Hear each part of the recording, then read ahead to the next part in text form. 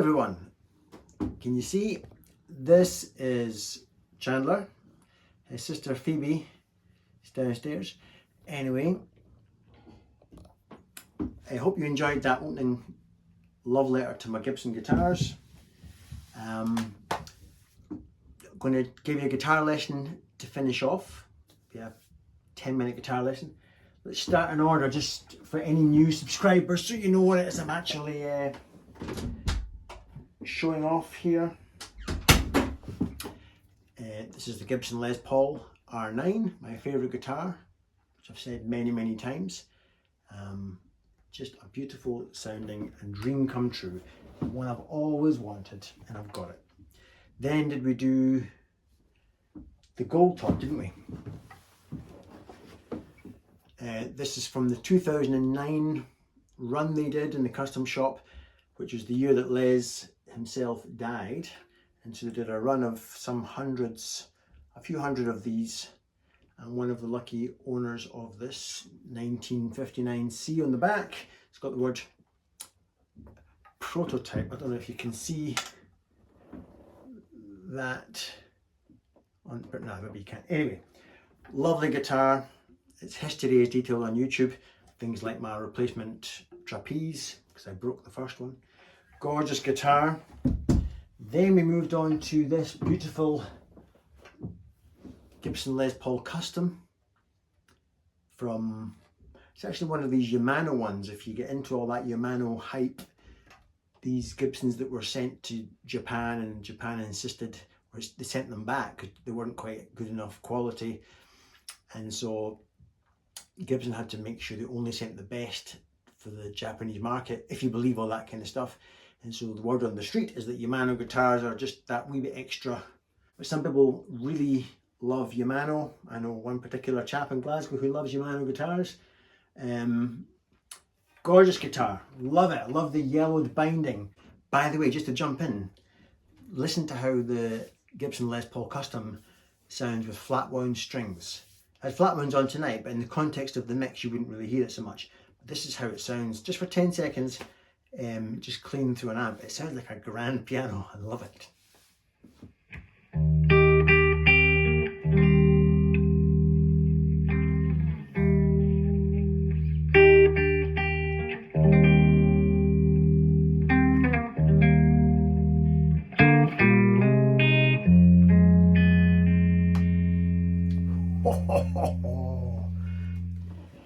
This Gibson Les Paul Junior. This is from the custom shop again. It's one of those 57 reissues, I think. Great guitar, really comfy and resonant in a warm way. It's the loveliest unplugged tone, and it's an aggressive guitar. It makes you want to play aggressive. So that was my little love letter to my Gibsons. Hope you're all well. Oh, look at this. Pretty good, eh? Dennis reached out and says, Paul, would you like a t-shirt? I said, I would love that, Dennis. So Dennis kindly sent me this lovely Cornell t-shirt, which I've got over my sweatshirt because it's cold and my wife won't let me put the heating on. Anyway, let's get on with the guitar lesson. Basically this song, since I don't have an original bone in my body, this is just me stealing stuff from YouTube. This was inspired or stolen from Jeff Beck when he got Imogen Heap up to sing a song called Blanket. And so the chorus is from Blanket, heavily inspired by that. Let's get into the guitar lesson part. The loop then, an A minor, but just the 5th fret of the D and G strings and everything else left open. I'm not playing the thick E, down to an F, but it's like a convertible F because the roof's off, and that I'm not playing that part that I would normally play. I'm leaving that off. But everything else in my F is there. A convertible F. Down to E minor 7. And back to that voicing of my A minor. There you go. Right, some notable licks then. Let's see, how do I get into it?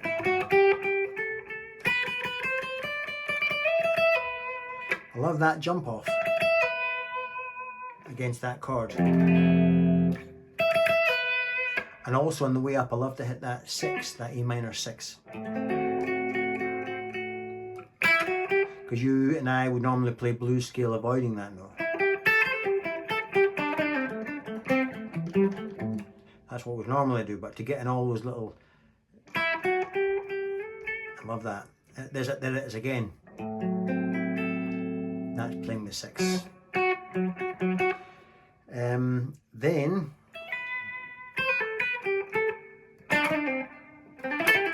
that's a little Arlen Rothism. Just a little flurry. And then this next lick, lovely lick. I've heard various players do that. Most recently, Jack Gardner, the wonderful guitar player from Peach Guitars, he did something similar to that. That type of lick. I've just added that lovely 2 note in there. Maybe a little bit of freak out. What else? Just forming chords, A minor. Just walking down.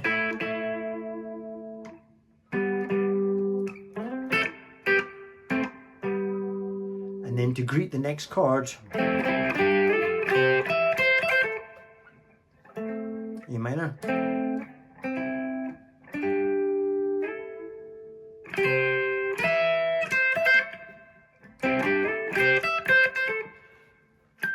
Like that. Then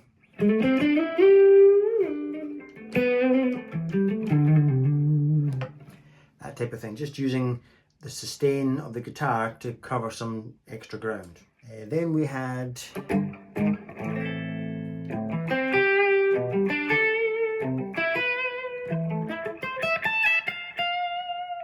to bring in that chord. All I was doing was spelling out notes from the A minor 7 chord, the 1, the 5, the flat 3 and the flat 7. Then I kind of harmonized it.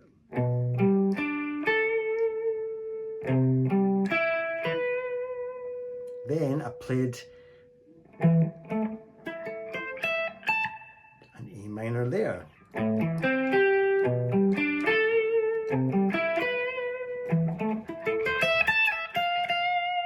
To bring in, to reference that F chord. Oh yeah, then I went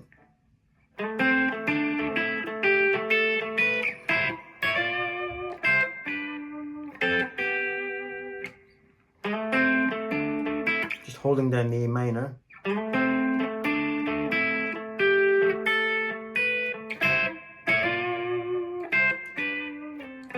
Or something like that. This is a good one. As we got to the back to the turnaround again, I went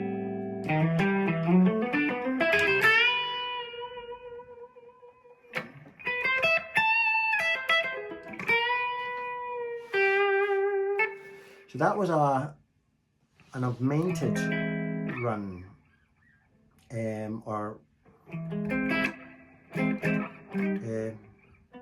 yeah. That chord you can play every 4 frets and it's the same. And all I did was, I'll show you. That's the secret sauce, because that spells out the augmented. So if you stick that in a blues, it's really nice, it pops.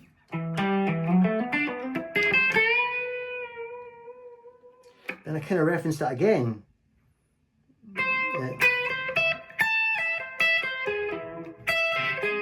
Hear that? I'm referencing that chord again.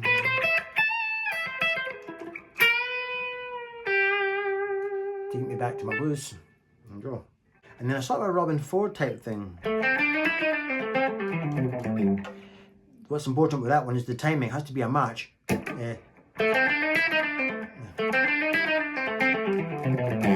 Don't play it as fast as you can. It has to be on the beat, mathematical. If I had more talent, I would keep it going. Then we got into, again, as the turnaround was coming back, I came in with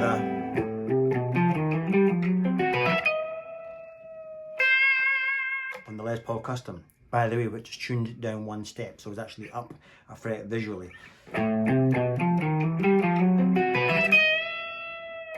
Just a lick I came up with one day. I'll show it.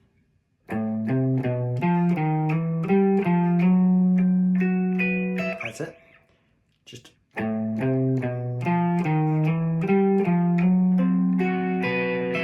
informing that chord before you break off into a lead run.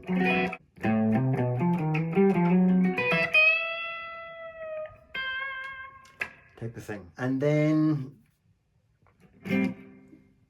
we got into the Les Paul Junior, where we did something like this. Some really weird, all over the place kind of lick. Basically, coming generally from that chord, an A minor 7.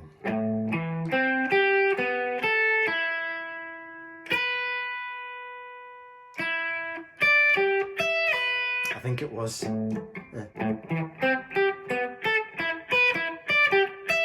Just to sound weird. Just an A minor, little Martin Offler Sultans of Swing thing. Then we did a or something like that. Well, that was just because we were still on the F. I wanted a wee sort of type of sound, so I just strummed an F.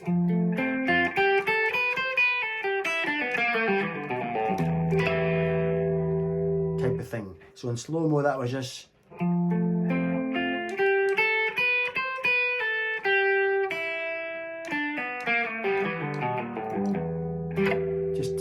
that type of typical blues E minor stuff with a wee neck bend. There you go. Then we had, as the turnaround was coming round again, a little sort of march, a kind of Rory Gallagher type march.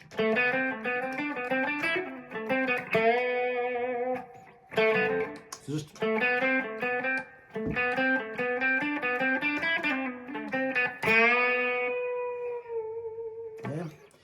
then I went a bit wild with the Junior, which does seem to provoke you to do that, the way that guitar sounds.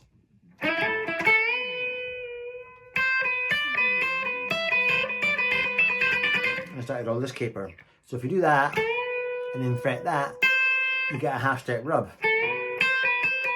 which can be nice, or it can be nice to damp it like that and switch fingers so that each finger kills off the note, so you get this kind of, you get this sound, but it's not sounding exactly like that because I'm not doing it like that.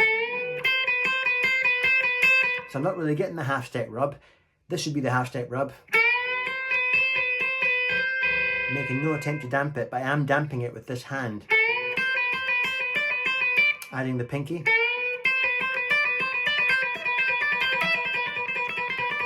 You can do all that all day, or whatever.